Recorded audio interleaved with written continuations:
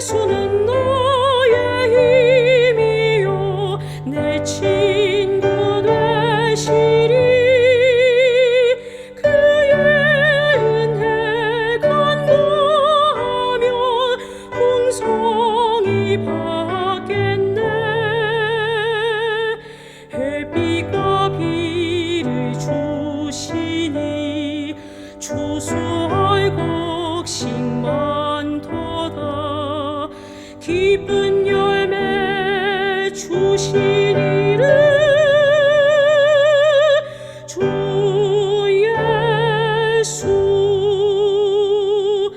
예수는 너의 힘이요 내 기쁨 되시니. 그의 명령 준행하여 늘 충성하겠네. 주여로 보호하시며 바른 길 가게 하시니 의지하고 따라가리. 주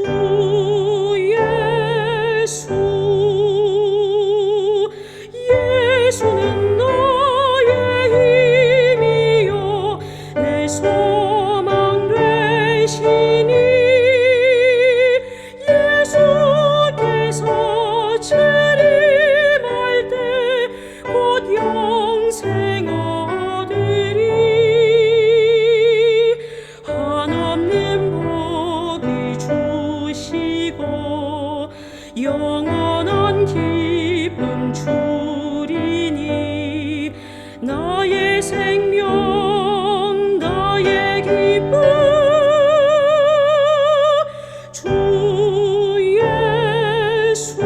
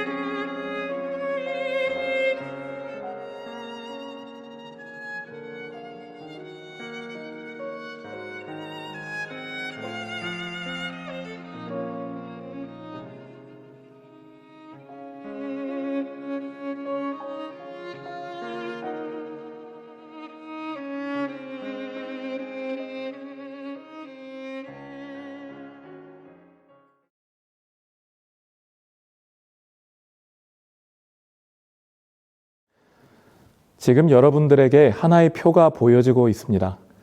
세로줄은 사람들의 나이 분포를 나타내고 가로줄은 왼쪽은 여자, 오른쪽은 남자로 구분되어 있습니다. 여자와 남자, 그리고 나이에 따라서 수많은 점들이 분포되어 있죠. 하나의 점으로 보이지만 이 점들은 각각 독특한 개성과 능력을 가지고 살아가는 한 사람 한 사람을 나타내고 있습니다.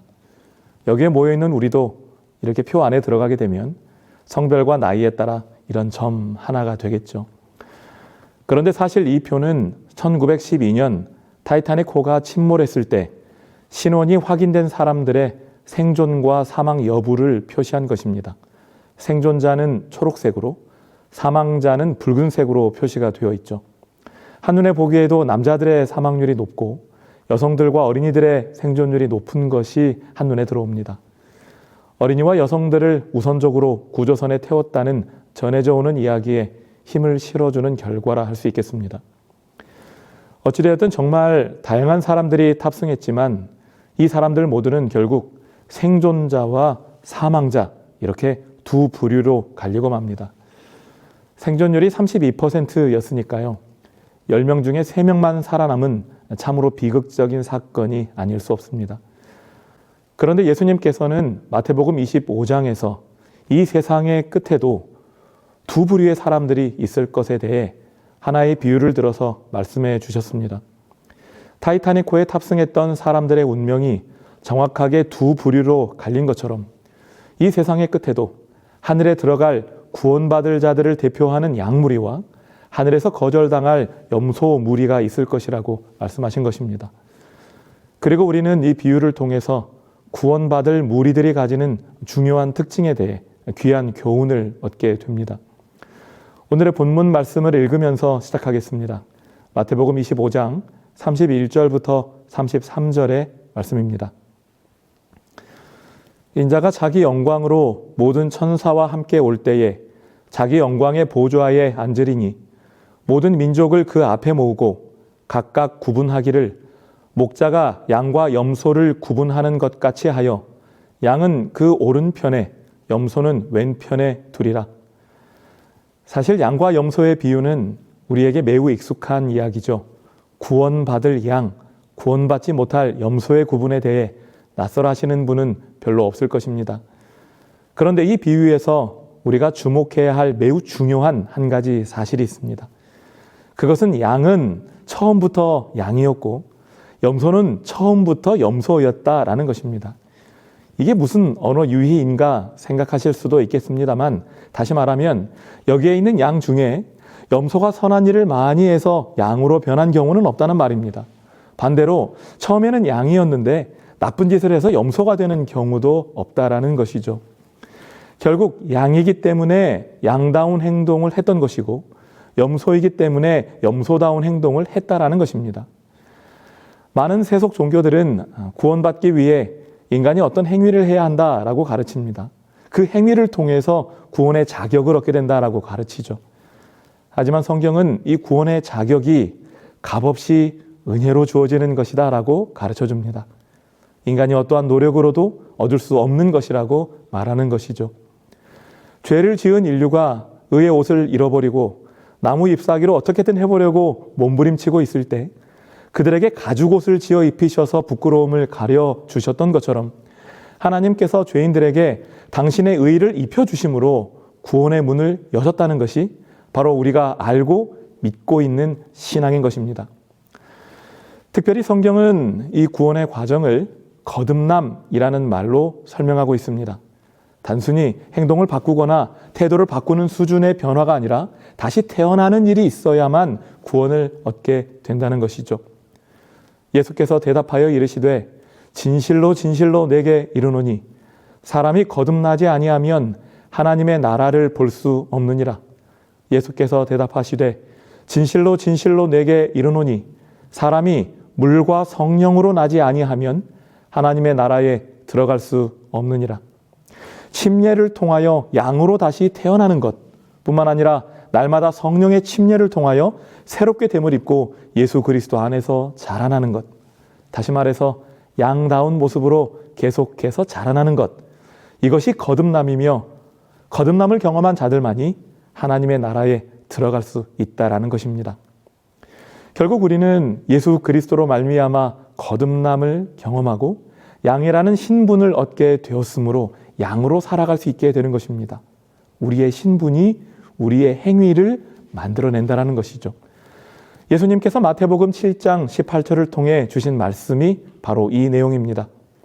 좋은 나무가 나쁜 열매를 맺을 수 없고 못된 나무가 아름다운 열매를 맺을 수 없느니라. 자, 열매라는 것은 자신의 노력으로 좋은 열매를 맺는 것이 아닙니다. 그가 어떤 나무에 열렸느냐가 그 열매의 질을 결정하죠. 좋고 충실한 열매는 그 나무가 좋은 나무임을 증명하는 것이고, 반대로 나쁜 열매는 그 나무가 문제가 있는 나무라는 사실을 증명하는 결과물에 불과하다는 것입니다. 그런데 이러한 개념은 예수님께서 이 비유 속에 오른편에 있는 양무리에게 주신 칭찬 속에서도 그대로 드러납니다. 그때의 임금이 그 오른편에 있는 자들에게 이르시되, 내 아버지께 복받을 자들이여 나와 창세로부터 너희를 위하여 예비된 나라를 상속받으라. 하나님께서는 양들에게 하나님 나라를 상속받으라고 말씀하십니다. 말 그대로 상속입니다. 아시는 것처럼 상속자는 그의 능력이나 행위 때문이 아니라 그가 가진 자격 때문에 상속을 받습니다.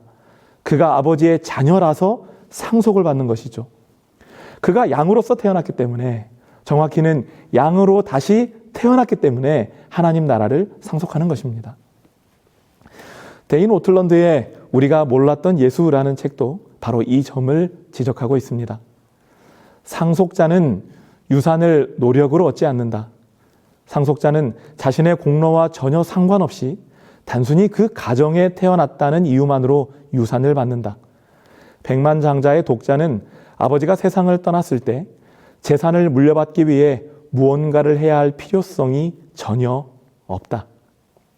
결국 이 비유는 첫 시작부터 명확하게 하늘을 상속받는 이 일은 그들의 행위의 결과가 아님을 분명하게 하고 있습니다. 하나님의 자녀로 양으로 거듭난 모든 자들에게 하늘은 주어지는 것입니다. 하지만 이러한 사실이 그들의 행위와 구원이 전혀 무관하다라는 이야기가 될 수 없음을 우리는 잊지 말아야 할 것입니다. 왜냐하면 진정으로 거듭난 양들은 그들의 양다운 행동을 통해 그들의 신분을 드러내게 될 것이기 때문입니다. 다시 말해서 내가 지금 양이라고 믿고 주장하며 살아간다고 해도 정작 내가 양답게 살고 있지 못하다면 나는 양이 아닌 것입니다. 아직 양으로서 온전히 거듭나지 못했음을 바로 그 사실이 증명하고 있기 때문에 그런 것이죠. 증언의 말씀은 이 사실에 대하여 우리에게 경고하고 있습니다. 거듭남은 우리 시대에 좀처럼 보기 어려운 진귀한 경험이다. 이것이 교회 안에 어려운 일이 그토록 많은 이유이다. 그리스도의 이름을 가진 사람들이 성화되지 못하고 거룩하지 못한 사람들이 참으로 많다. 그들은 침례를 받았지만 산채로 장례를 치루었다. 자아가 죽지 않았기 때문에 그들은 그리스도 안에 있는 산 생명으로 일어나지 못하였다. 아시는 것처럼 거듭남은 먼저 죽는 것에서부터 시작됩니다. 하지만 그 죽는 일에 실패해버린다면 다시 태어날 수 없죠. 여전히 옛 모습 속에서 살 수밖에 없는 것입니다. 오늘의 비유에 적용해 본다면 스스로는 양이라는 명찰을 달고 있으나 양다운 행실은 찾기가 어려운 가짜 양이 될 수밖에 없다는 것입니다. 함께 말씀을 나누는 우리 모두가 단순히 입으로만 외치는 흉내만 내는 그런 거듭남이 아니라 내 모든 생각과 행동에 나타나는 근본적인 변화, 진정한 거듭남을 경험한 자로 살 수 있게 되기를 간절히 바랍니다. 자, 그렇다면 오늘 본문 속에서 주님께서 말씀하시는 이 양다움이라는 것, 하늘을 상속할 자들의 삶 속에서 나타나야만 하는 이런 특징은 과연 무엇일까요? 주님께서는 양과 염소의 삶 속에서 나타나는 이 대조적인 한 가지가 바로 그들이 양인지 염소인지를 가르는 기준임을 밝혀주십니다. 다시 오늘의 본문으로 돌아갑니다. 35절부터 36절은 오른편의 양들에게 하신 말씀인데요. 읽어보겠습니다. 내가 줄일 때에 너희가 먹을 것을 주었고 목마를 때에 마시게 하였고 나그네 되었을 때에 영접하였고 헐벗었을 때에 옷을 입혔고 병들었을 때에 돌보았고 옥에 갇혔을 때에 와서 보았느니라. 그런데 42절과 43절에 기록된 염소들에게 하신 말씀은 이와 정반대입니다. 내가 줄일 때에 너희가 먹을 것을 주지 아니하였고 목마를 때에 마시게 하지 아니하였고 나그네 되었을 때에 영접하지 아니하였고 헐벗었을 때에 옷 입히지 아니하였고 병들었을 때와 옥에 갇혔을 때에 돌보지 아니하였느니라.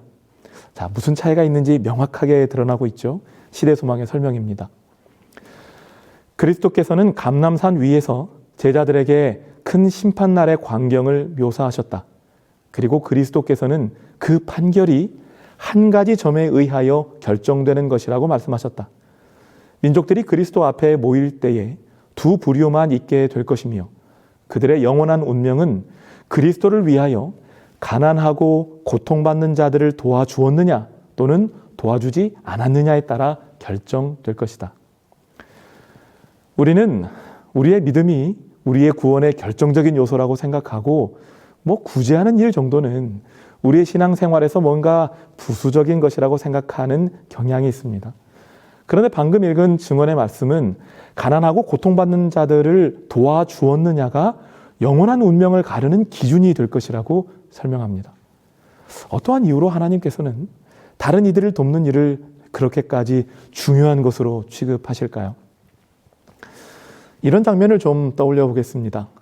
꼬마 아이들이 모여서 놀다가 한 아이가 친구들에게 괴롭힘을 당하기 시작합니다. 결국 참다 못한 그 아이는 울음을 터뜨리죠. 그때 그 울음소리를 듣고 한 덩치 큰 아이가 쫓아와서 소리를 지릅니다. 야, 그만해! 그만하라고!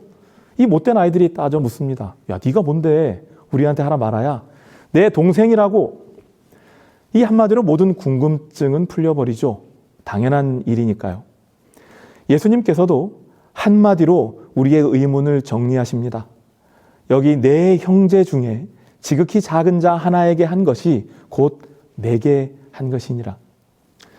우리는 이 말씀을 자주 읽으면서도 첫 줄에 있는 내 형제라는 말을 예수님께서 그냥 우리의 형제라는 의미로 쓰신 것처럼 슬쩍 읽고 넘어갈 때가 많습니다. 그런데 주님께서는 분명히 너희의 형제가 아니라 나의 형제라고 부르셨습니다. 그냥 보통 사람도 아니라 그 중에 가장 약한 사람, 가장 못난 사람을 나의 형제라고 부르고 계시는 것입니다. 우리는 때로 예수 그리스도의 성육신이 인간의 죄를 해결하시기 위해 하나님께서 어쩔 수 없이 죽을 수 있는 몸을 입기 위하여 인성을 취하신 것으로 생각하기도 합니다. 하지만 그렇지 않습니다. 주님께서는 단지 십자가만을 위해서가 아니라 우리와 한 형제가 되셔서 우리와 기쁨을 함께 나누고 슬픔과 고통도 함께 나누시기 위하여 인성을 취하셨습니다. 이것이 바로 성육신의 더 깊은 의미인 것이죠. 팀 켈러는 예수라는 책에서 임마누엘이라는 말을 통해 성육신을 이렇게 설명했습니다. 임마누엘에는 세 가지 개념이 담겨 있다. 그분은 하나님이시고 인간이시며 우리와 함께 계신다. 그분과 함께 있다는 것은 무슨 뜻인가? 그 말은 우리가 예수님의 임재 안에 있어 그분과 대화하고 그분께 배우며 매 순간 그분의 위로를 받는다는 뜻이다.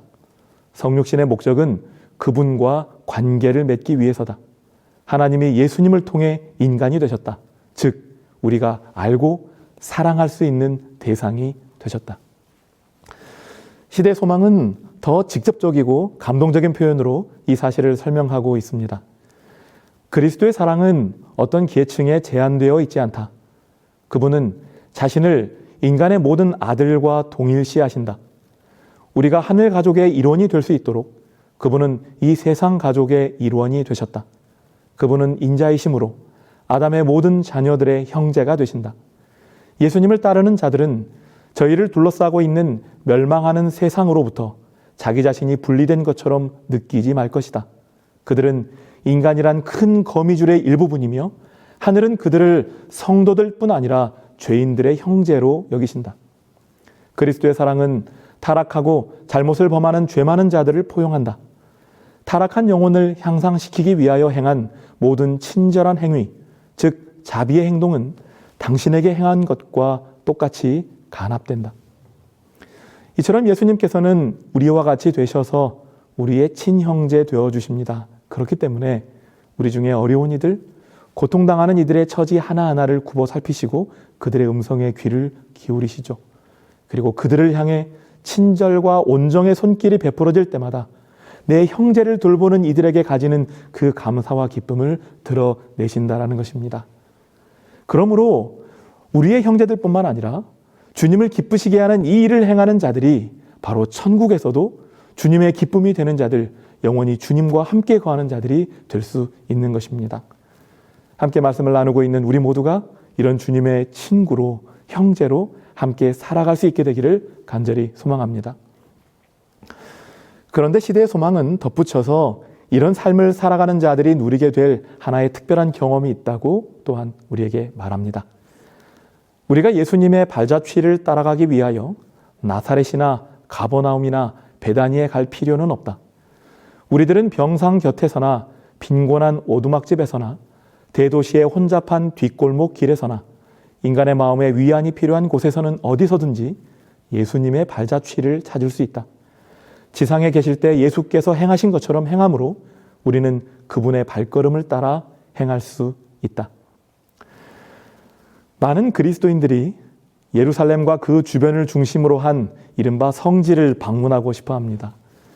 실제로 다녀온 많은 분들이 성경의 배경이 되었던 그곳에서 얻은 경험이 성경 말씀을 더욱 생생하게 이해하는 데 많은 도움을 줬고 깊은 감동을 받았다라고 이야기하죠. 하지만 우리가 방금 읽은 증언의 말씀은 우리가 도움을 필요로 하는 사람들의 곁에서 예수님의 발자취를 더욱 생생하게 경험할 수 있다라고 말합니다. 왜냐하면 중동에 있는 성지는 예수님의 발걸음이 이미 지나쳐간 곳이라면 도움을 필요로 하는 자들의 곁에서는 여전히 지금 그곳에 머무르시는 주님의 함께하심을 경험할 수 있기 때문에 그렇습니다. 우리가 예수님께서 기도하셨던 겟세마네에 가서 예수님을 따라 무릎을 꿇을 수 있습니다.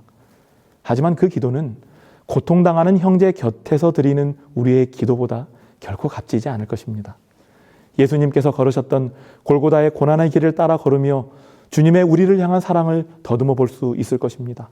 하지만 그것보다 더 깊고 절절한 예수님의 사랑을 우리는 고통당하는 형제들 곁에서 그들을 섬기면서 경험할 수 있다라는 것입니다.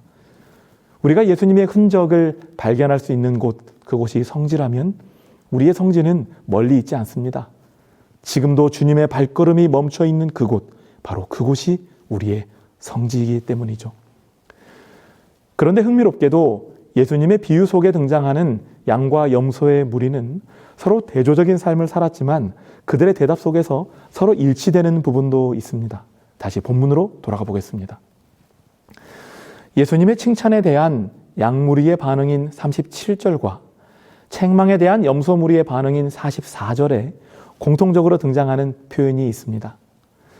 이에 의인들이 대답하여 이르되 주여 우리가 어느 때에 주께서 줄이신 것을 보고 음식을 대접하였으며 목마르신 것을 보고 마시게 하였나이까?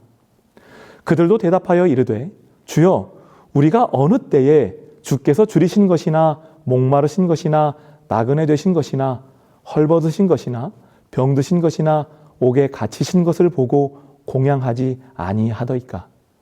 자, 무엇입니까? 우리가 어느 때에 라는 표현입니다. 그들 둘 다도 그들이 자비를 베푼 순간도 그들이 냉정하게 도움을 거절한 순간도 기억하지 못하고 있음을 알게 됩니다. 그 이유가 무엇일까요?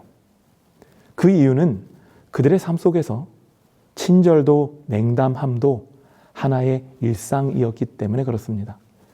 삶 속에서 수없이 반복되어서 마치 하나의 습관처럼 자연스럽게 나오는 반응이 되어버린 것이죠. 그렇기 때문에 우리는 어느 특정한 한순간 마음에 떠올려지는 동정과 사랑이 온전한 우리의 것이라 착각해서는 안 됩니다. 왜냐하면 참 사랑은, 진짜 동정은 예수님께서 숨쉬듯 자연스럽게 사랑을 베푸시고 봉사하셨던 것처럼 매일의 삶 속에서 자연스럽게 흘러나오는 생애의 원칙이 되어야 하기 때문에 그렇습니다. 이러한 일을 위해서는 날마다 죽고 새롭게 태어나는 거듭남의 경험이 있지 않으면 안 됩니다. 그리스도의 원칙에 나를 맞춰서 변화되는 거룩한 조율이 매일 일어나야 한다라는 것이죠. 그렇지 않고 순간순간의 선행으로 만족하는 이들은 원수에 의하여 그 마음을 잃어버리게 되고 말 것입니다. 하나님께서 우리의 마음속에 심겨주신 그 예수님의 아름다운 본을 지켜주셔서 우리가 끊임없이 우리의 일상 속에서 예수님 닮은 사랑과 자비의 정신을 실천하는 참 그리스도인으로 성장할 수 있게 되기를 간절히 바랍니다. 그런데 증언의 말씀은 우리가 일상 속에서 연약한 이들을 돕도록 하신 하나님의 뜻을 좀 더 구체적으로 이렇게 설명하고 있습니다.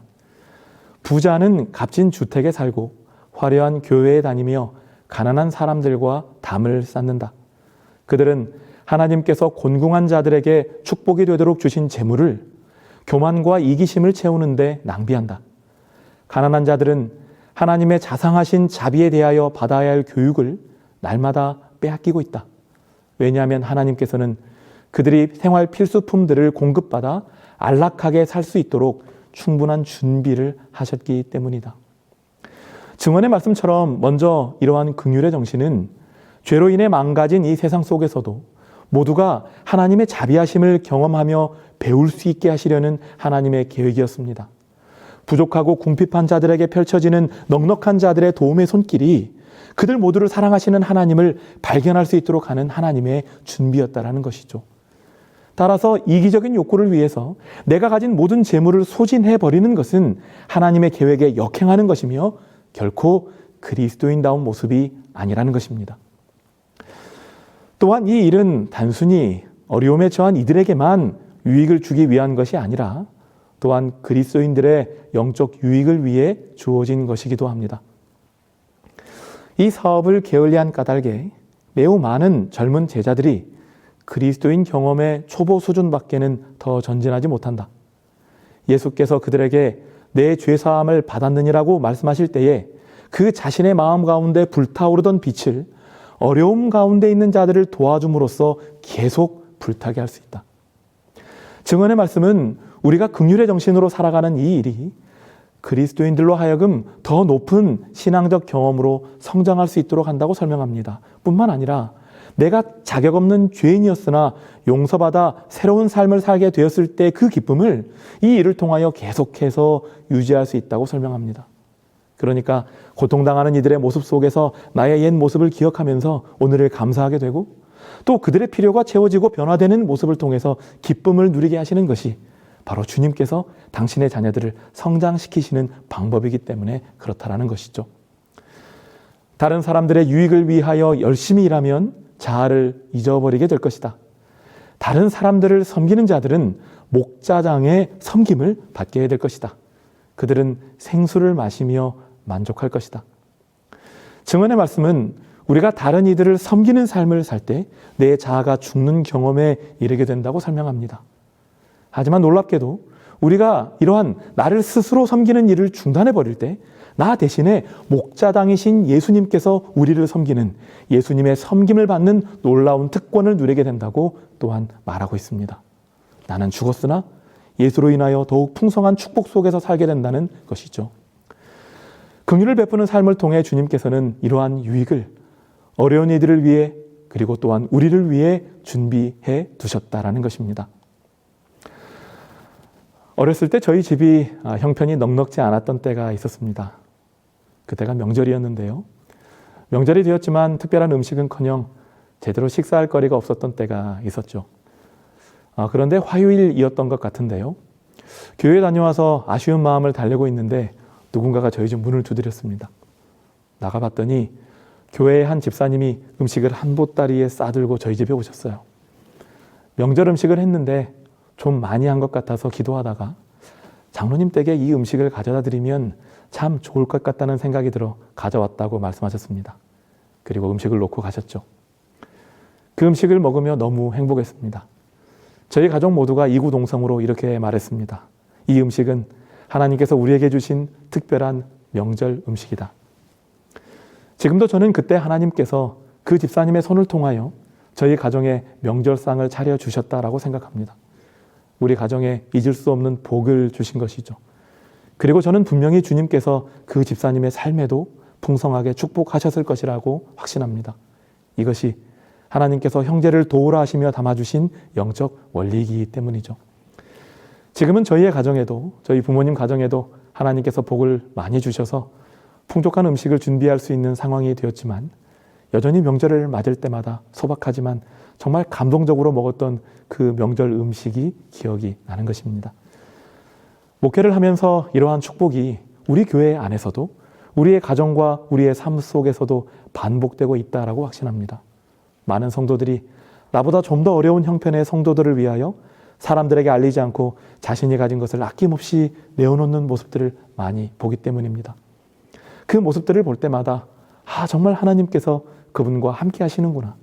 하나님께서 그분에게 주신 재물이 정말 성도들에게 아름답게 흘러들어가는 그 일을 통하여 우리뿐만 아니라 그분도 축복을 받고 있구나라는 생각을 하게 되는 것입니다. 우리가 서로를 향하여 이러한 사랑의 손길을 펴서 나눔으로 그리스도의 손길이 우리를 통해 우리의 성도들에게, 또 우리의 성도들을 통해 우리들에게 다시 되돌아오고, 또 우리 교회들을 통하여 우리가 섬기는 지역으로 아름답게 흘러가는 그런 역사가 계속될 수 있기를 간절히 바랍니다. 그리하여 주님 다시 오실 때 환한 얼굴로 우리를 칭찬하시며 함께 하늘에 가자고 우리를 초청하시는 주님을 기쁨으로 맞이할 수 있게 되기를 바라면서 오늘의 말씀을 마치겠습니다.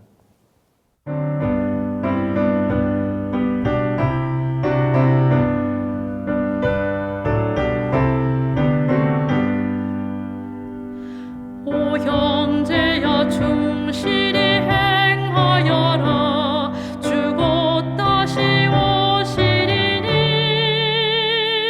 그 영광의 하늘집 들어가서 큰 승리에 노래하리. 저 칼바리 십자가 흘리신 피 내 어찌 잊고 졸고 있나. 그 무한히 큰 사랑 받은 자여 내 몸 바쳐 충실하라. 오 형제여 충실히 행하여라. 황금도 성적인데 그 오묘한 성진주 문 앞에서 주 널 반겨 맞이하리. 이 슬프고 컴컴한 세상 중에 나 오래 있지 않으리라. 곧 주 오실 새 아침 밝으리니 내 몸 바쳐 충실하라. 오 형제여 충실히 행하여라. 전능하신 왕 오신다. 천군 천사 승리의 함성으로 내 주 왕을 홍위하리. 오 그때에 주 내게 하시는 말 나 충실하고 착한 종아. 저 영원한 상 주마하시리니 내 몸 바쳐 충실하라. 오 형제여 충실히 행하여라. 내 눈물은 사라지고 저 영원한 기쁨의 나라에서 금면류관 받으리라. 오 형제여 이 약속 진실하니 너 주저 말고 충실하라. 영영 기쁨 불멸의 상 있으니 내 몸 바쳐 충실하라.